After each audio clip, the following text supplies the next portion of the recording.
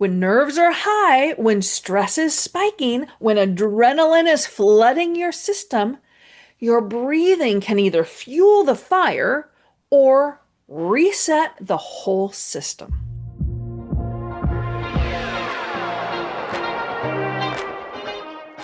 Welcome to the Foster Your Voice podcast with me, Kristi Foster. After a 30-year career in music and theater, I never imagined I'd be coaching trial attorneys. But once I entered your world, I quickly realized how critical and underutilized voice is in the courtroom. The truth is, you don't win trials with brute strength. You win with your voice. I'll give you tools to unlock your voice so you can communicate not just with purpose, but on purpose. If you want quick action tips to help you stay calm and in control, keep jurors engaged, and inspire your listeners to action, all through the power of your voice, you're in the right place. I'm Kristi Foster, and I'm here to help you foster your voice.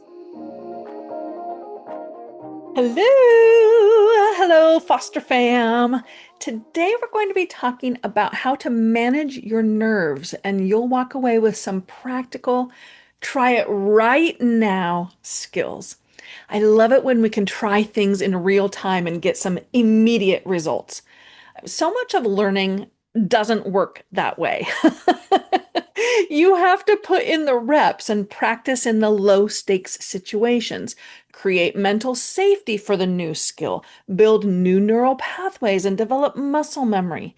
But today, we're doing some breath work, which can provide some immediate resets for you. Before we dive in, though, I just had to share with you a TED Talk I watched recently. Now, I'm not sure how I even came across it because it's from April 2017, but oh boy, I felt seen and called out. So now I get to share it with you so that you can be convicted with me. See how that works? Aren't you lucky? But seriously, let me start by just sharing vulnerably that I have this laziness complex. I don't know if that's the technical name, but I have this self-judgment that runs pretty deep and tells me that I'm lazy, unmotivated. Sometimes it's not until the end of the year when I do this like whole big recap that I can see what I've accomplished and remember that I actually wasn't lazy. But because of this complex, I have a hard time just relaxing. I have a hard time just embracing boredom. While I watch TV at night, I also plan social media content and edit scripts. Or maybe I don't do work, but I look up actors on Wikipedia and I read about their lives, or I color, or I just mindlessly scroll on my phone. The point is, I'm not good at being bored and single tasking. In fact, I actually just realized that I have used the soundtrack Better Busy Than Bored for years. Like when catching up with someone, the conversation goes, "Hey, how's it going?" "Oh, just busy." "Yep, me too, but better busy than bored, right?" So this TED Talk kind of hit me. Manoush Zoborati, a journalist and the host of TED Radio Hour on NPR, delivered the blow. She says, it turns out that when you get bored, you ignite a network in your brain called the default mode.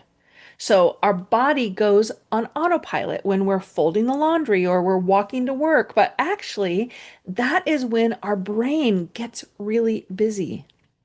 She goes on to say that default mode is when we connect disparate ideas. We solve some of our most nagging problems, and we do something called autobiographical planning. This is when we look back at our lives. We take note of the big moments. We create a personal narrative. And then we set goals and figure out what steps we need to take to reach them. By multitasking and keeping busy, we are robbing our brain of creative resources. And actually, we're not truly multitasking anyway. That's just not how the brain works. It's shifting from task to task rapidly, but it's not doing multiple things at once. Each shift depletes neural resources. Can you see why I was convicted? Are you feeling it too? Please tell me you're feeling it too. I'll put the link to the full TED Talk in the show notes, and I highly recommend you check it out. It certainly gave me pause, literally. And I'm trying to find some new comfort with single tasking and with boredom. Hey, real quick, if your jurors look confused when you say liability, standard of care, or damages, they're not tuning out because they don't care. They're tuning out because they don't speak law. I've put together a free guide called Top 20 Legal Terms to Avoid and What to Say Instead. It'll help you simplify your language without losing credibility, so your message actually lands. Download it now at fostervoicestudio.com/top20 or click the link in the show notes. All right, back to the episode. Now, if you've been listening for a while, you know I often talk about breath. Breath support, breath regulation, breath as part of your communication strategy. And today, I want to take you a little deeper into how your breath is not just about staying alive. It really is about leading the room. So I want to start with a confession. I am a good breather. I know what you're thinking. Kristi, we all breathe. We do it all day long, every day. True. But I'm telling you, I'm better than most. Every time I go to the doctor and they listen to my breath, through the stethoscope, I just know that they are impressed. Not to toot my own horn, but toot toot. So, where does this pride come from? Well, from the time I was 5 years old, my whole life was oriented towards becoming a professional singer. My dad was a professional gospel singer, and I wanted to be just like him. And I trained for years. I remember, gosh, I was probably 10 or 11, standing in his office, and he was teaching me how to breathe for singing, abdominal breathing. And here's the thing. Breathing for singing is different than breathing for conversational speaking. Because in singing, you need breath that sustains. You need the kind of control that lets you hit higher notes, shape phrases, and create dynamics by changing volume and tone to match emotions. But here's the key for you, trial attorney. Those same qualities, vocal stamina, vocal variety, dynamic control, those are just as critical in the courtroom as they are on stage, and they all start with breath. So, while casual conversational speaking can get away with higher, more shallow breath, courtroom communication and courtroom leadership requires a breath practice that's more like a singer's. Now, here's something I didn't fully realize until a few years ago. Breath isn't just about keeping us alive or powering sound. I knew that already. But it's also directly connected to our nervous system and immediately impacts your nervous system. Your autonomic nervous system runs all those automatic body functions you don't have to think about. Your heartbeat, digestion, blinking, kidney function. And thank goodness, right? I mean, that's a mercy. Nobody wants to sit around reminding their stomach to digest lunch or remind their heart to keep beating. But breathing is unique in that it's one function that's both automatic and under your voluntary control. You can let it run on autopilot, and you do. That's that all day long, every day functionality. But you can also take it out of autonomic function and consciously change it. You can hold your breath. You can pant. You can slow it way down. And when you do, you actually send signals to your nervous system, signals that either rev up or calm down. This is why breath is such a powerful lever for trial attorneys. When nerves are high, when stress is spiking, when adrenaline is flooding your system, your breathing can either fuel the fire or reset the whole system. So here's a quick science check-in. Your autonomic nervous system has two branches. Sympathetic, that's your fight or flight mode, and it's what gets activated when you're stressed, anxious, or under threat. It's also what helps you focus and get moving when you need to, but if it runs too hot for too long, you get jittery, breathless, or mentally scattered.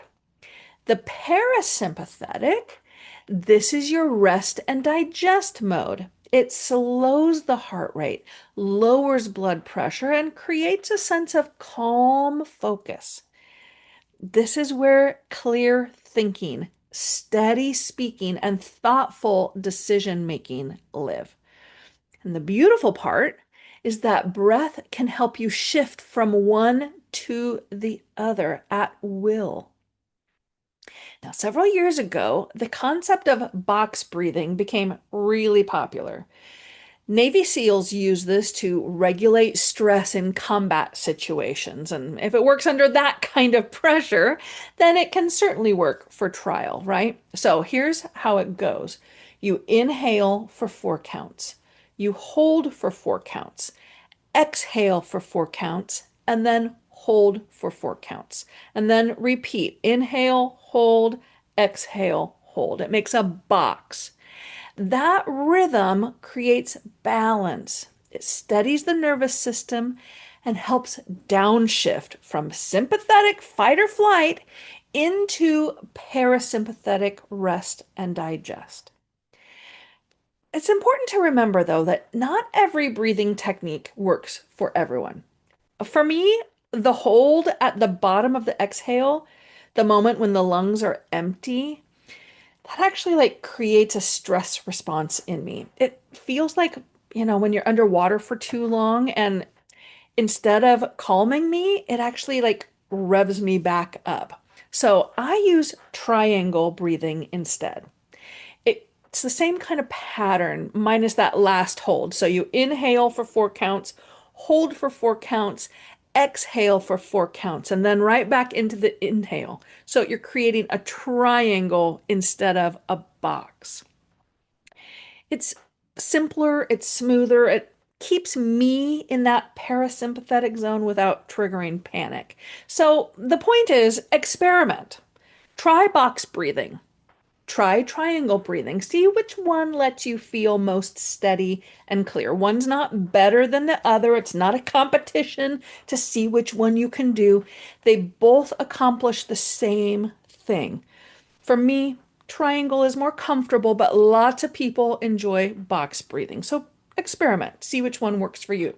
So why does this matter in the courtroom? Well, if your breath is shallow, high in the chest, you're signaling stress, not just to your own body, but to your jury. Remember, breath is contagious because of those mirror neurons. People unconsciously mirror each other. If you're tight and high breathing, your jurors may feel that same anxiousness.